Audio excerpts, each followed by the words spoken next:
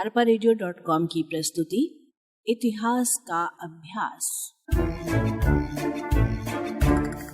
वाचक स्वर रचिता। भक्ति आंदोलन के प्रमुख संत रामानुज। इनका जन्म आंध्र प्रदेश के तिरुपति नगर में 1066 ईस्वी में हुआ था। रामानुज के अनुसार सच्चे हृदय से ईश्वर की भक्ति करना ही मुक्ति का मार्ग है। रामानुज विष्णु के उपासक थे। इनके उपदेश उत्तर एवं दक्षिण भारत में अत्यंत लोकप्रिय हुए। रामानंद। इनका जन्म 14वीं शताब्दी में इलाहाबाद में एक ब्राह्मण परिवार में हुआ था। उन्होंने रामानुज के विशिष्ट अद्वैतवाद को माना। रामानंद राम के भक्त थे तथा उन्होंने वैष्णव धर्म के द्वार सभी जाति एवं संप्रदाय के लोगों के लिए खोल दिए। उन्होंने सभी जातियों के लोगों को अपना शिष्य बनाया। उन्होंने त्योहारों उत्सवों के स्थान पर प्रेम एवं भक्ति पर जोर दिया। इनके उपदेशों के कारण जाति पाति का भेदभाव कम हुआ और सभी वर्गों में समानता की भावना पैदा हुई। कबीर। कबीर एक महान संत थे। वे सिकंदर लोदी के समकालीन थे। इस समय हिंदू तथा मुस्लिम दोनों समाजों में बाह्य आडंबरों का जोर था। दोनों समाजों ने धार्मिकता, आचार विचार, खान पान सभी दृष्टियों से मतभेद थे। ऐसी परिस्थितियों में कबीर ने समाज सुधारक तथा हिंदू मुसलमानों में समन्वय करने का प्रयत्न किया। कबीर ने हिंदुओं में जाति प्रथा, छुआछूत तथा मुस्लिमों में मुसलमानी कराने का विरोध किया। वे जन्म के आधार पर हिंदू मुसलमान का भेद नहीं मानते थे। उन्होंने समाज को एकता के सूत्र में बांधने का प्रयास किया। कबीर ने सभी धर्मों में व्याप्त पाखंड, आडंबर एवं अंधविश्वासों की निंदा की। उन्होंने हिंदू मुस्लिम दोनों धर्मों की त्रुटियों को जनता के समक्ष खोलकर रख दिया। कबीर हिंदू मुस्लिम एकता के पक्षधर थे। उन्होंने वेद तथा कुरान दोनों के महत्व को स्वीकार किया। कबीर ने परम ब्रह्म को सगुण तथा निर्गुण से परे बताया। यद्यपि कबीर अनपढ़ थे, किंतु उन्होंने अनेक ग्रंथों की रचना की। उन्होंने अपने ग्रंथों में विशुद्ध अद्वैतवाद, निर्गुण ब्रह्म में विश्वास, भक्ति भावना, गुरु महिमा आदि का वर्णन किया है। कबीर का तत्कालीन समाज पर व्यापक प्रभाव पड़ा। उन्होंने एक पंथ चलाया जो कबीर पंथ के नाम से विख्यात है। कबीर उच्च कोटि के समाज सुधारक, उपदेशक एवं प्रगतिशील विचारक थे। गुरु नानक। गुरु नानक का जन्म 1459 ईस्वी में लाहौर के समीप तलवंडी नामक स्थान में हुआ था। नानक गृहस्थ आश्रम में रहते हुए साधु संतों की संगति करने लगे। उन्होंने संपूर्ण भारत का भ्रमण किया एवं विभिन्न संप्रदायों के लोगों से मुलाकात की। उन्होंने सिख धर्म की स्थापना की। उनकी समस्त शिक्षाओं का संग्रह ग्रंथ साहब नामक पुस्तक में किया गया है, जो सिखों का पवित्र ग्रंथ माना जाता है। गुरु नानक ने मूर्ति पूजा, जाति पाति, धार्मिक आडंबरों, कर्मकांडों तथा तीर्थ यात्रा का विरोध किया। उन्होंने नैतिकता, नम्रता, दया, सत्य, दान आदि पर विशेष जोर दिया। उन्होंने सिखों के लिए दान करना, ईश्वरों का नाम जपना तथा गुरु की आज्ञा का पालन करना आदि प्रमुख कर्तव्य निर्धारित किए। वल्लभाचार्य। वल्लभाचार्य वैष्णव धर्म की कृष्ण भक्ति शाखा के महान संत थे।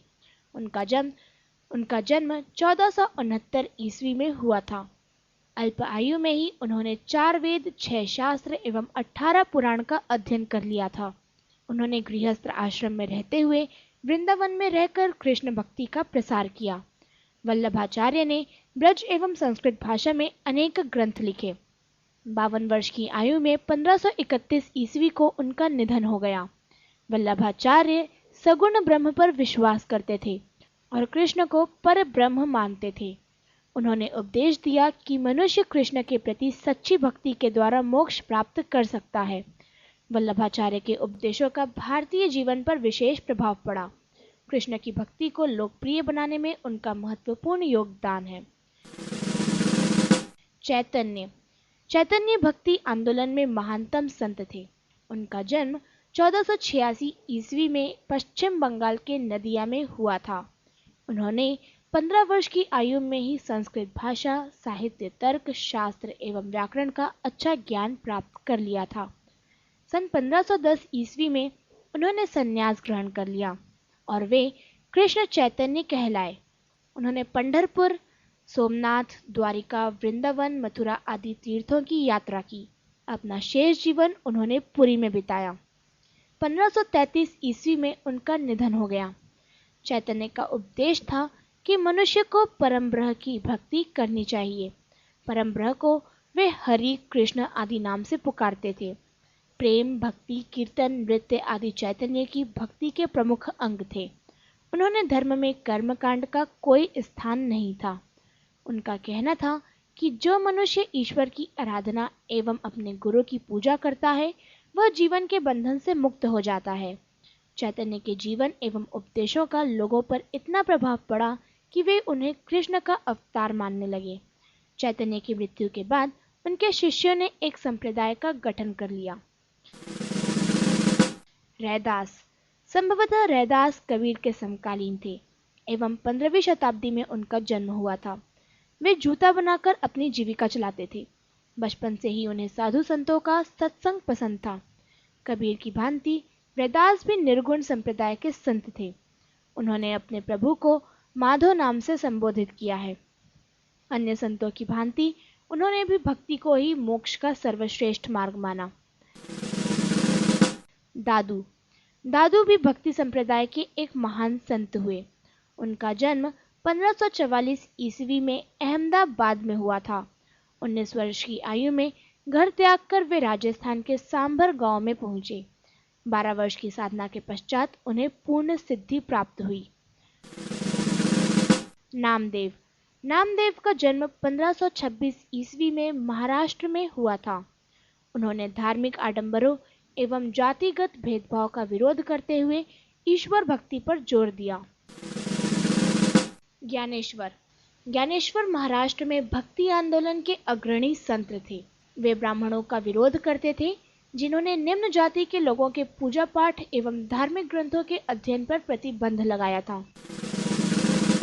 माधवाचार्य। माधवाचार्य 13वीं सदी के महान संत थे। उन्होंने शंकराचार्य के अद्वैतवाद एवं रामानुज के विशिष्ट अद्वैतवाद का खंडन किया और स्पष्ट द्वैतवाद का प्रतिपादन किया।